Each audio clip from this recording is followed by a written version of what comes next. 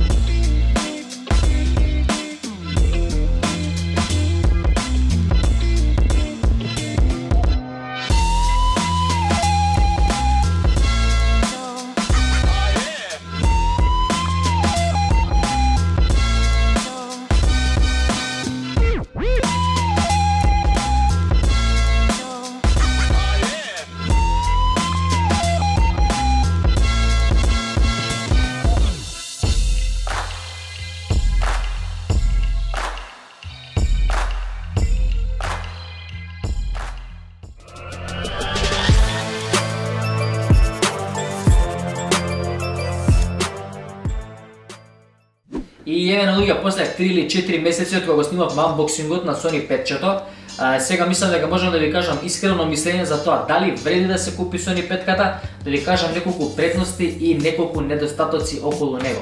Па ајде да започнеме на главното. Сега, како што знаете сите, Sony 5-ката доаѓа со Ryzen процесор, што е со 8 јадра, доста добра верзија, има 16 GB DDR6 RAM и 825 GB SSD, што мислам дека е многу малце за него. Значи Sony 4-ката, Sony 4 Pro доаѓаше со 1 тера хард диск, а Sony 5-чето го ставиле со 825 и пишете ми ваше мислење дали е доволно тоа или мислите дека треба да стават повеќе. Сега Sony 5-ката ни доаѓа во две верзии, во стандардна верзија и во дигитална верзија. Тоа значи дека дигитална верзија може да купувате само игрици онлайн, а стандард верзијата, тоест това е таа што имам јас, може да користите нели Blu-ray цедиња, може да купувате од интернет и може да ги користите игриците од Sony 4-ка, нели доколку имате некој другарче што има веќе Sony 4-ка, може да му ги земете игриците, да ги ставите и да ги играте комодно на Sony 5. Сега нормално нели околу дигитал верзијата и стандардната верзија има разлика во цената. Тоа мислам дека отприлика разликата е околу 100 евра или 6000 денари. Дигитал верзијата е 25.000 денари, мислам дека доколку стандардната верзија е 31.000. Иако разликата во цената е околу 100 евра, мислам дека реално повеќе ви се исплати да купите стандардната верзија, тоест това со CD, затоа што нели нормално може да си купувате игрици од Sony 4-ка или да си ги поземите од другарче или од било кој и да си ги играте на Sony 5-ката. Да се навратиме малце сега на изгледот на Sony-то. Морам да кажам дека има стварно безобразен лик, има футуристички дизајн, што е премногу добар. Дизајнерите од Sony, од PlayStation биле стварно изгледа многу болни додека го правеле дизајнот, со тоа што му нанале многу добри патерни. Тука може да ги приметите, значи ќе го ставам зумиран кадар, може да ги приметите доста ситни патерни од копчињата што се од джойстикот, иксови, крупчиња, коцки и триаголници. И му има ставено премногу добар 3D амблем или влабнат амблем, како сакате да го кажете, што му доаѓа додатно добар изглед. Сега, единствен недостаток што не ми се свиѓа мене барем на Sony-то е тоа што е премногу голем, без разлика дали ќе го ставите хоризонтално или вертикално, конзолата е многу голема. Буквално изгледа како да имате ставено кукиште во соба, во дневна или било каде да го ставите.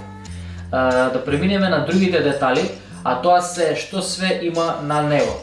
Значи, напред имаме едно USB, имаме USB Type-C, две копченца на кои што се пали сонито и на стандардната верзија има плюс уште едно копче, тоа е ово овдека за вадење на CD-то, додека на дигиталната верзија тоа го нема. И сега кога ќе се свртиме позади, значи Sony 5-ката има плюс уште приклучоци за две USB-ња, има приклучок за интернет, HDMI приклучок и нели нормално приклучок за струја.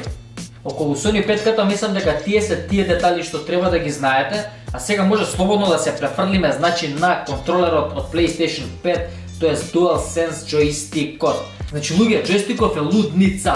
Сите детали од конзолата се префрлени на джойстикот. Формата и патерните на джойстикот ги овозможуваат подобар грип и по-комфортно гейминг искуство. Друг и многу добар шмек му дава и ова минималистично LED светленце што се наоѓа околу тачот на джойстикот. Но да не ги изоставиме и најдобрите функции на овој джойстик, а тоа се вибрациите и овие копчињава L2 и R2 што даваат отпор.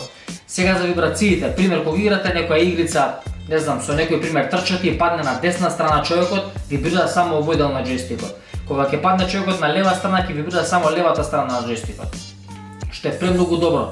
Сега за копчињата што ви скажав пред малце за L2 и R2 што даваат отпор, тоа ви е на пример кога играте некоја игра, па не знам, ајде да речеме сега Horizon што искочи најновата, што ќе искочи тоест најновата, и пример додека девојката, ликот од играта, зима некоја стрела и пример како што ја влезе стрелата додека пука, ова копче што е L2 или R2, нели, зависно на кој контрол играте, му дава отпор, како што ја влезе стрелата, кога ќе ја пушти, значи копчето се стиска еднашка и ја отпуштате стрелата во играта. Така да тоа е тоа околу сите детали што се за джойстикот. Сега ние можеме да се пребациме во гейминг, па ќе ви дадам уште неколку детали околу Sony-то. И еве не се ближиме на самиот крај на оваа брза и непрофесионална рецензија за Sony PlayStation 5-ката. Моје искрено мислење за ова, чај некој ми звони. Ало? Ајде бар, ајде, чао. Значи, мое искрено мислење за PlayStation 5-ката, луѓе, значи, доколку имате можности, купете го обавезно. Ако се размислувате помеѓу, зборам само за геймање, значи, ако се размислувате помеѓу PlayStation или компјутер, обавезно да се одлучите за PlayStation, поради тоа што за истата сума колку што е PlayStation-от, мое мислење е дека нема шанси да купите толку добар компјутер. PlayStation 5-ката трае, мислам дека отприлика околу 6 или 7 години, а ако купите компјутер за некоја си поскапа цена од Sony-то, да речеме некои 1500 евра, јас сум сигурен дека во наредните 2 или 3 години ќе мора да му направите некој апгрейд поради тоа што нема шанси да ги поддржува најновите игри. Така да, луѓе, тоа беше тоа. Се надевам дека ви се допадна оваа рецензија, анбоксингот и остало, знам дека го чекавте многу ова видео. Може да испадне малце непрофесионално, али вие одлучете, пишете ми долу во коментар што мислите, што е подобро според вас. Значи ставете лайк, ставете subscribe, а ние се гледаме на некој нареден стрим или наредно видео. Поздрав и чао чао!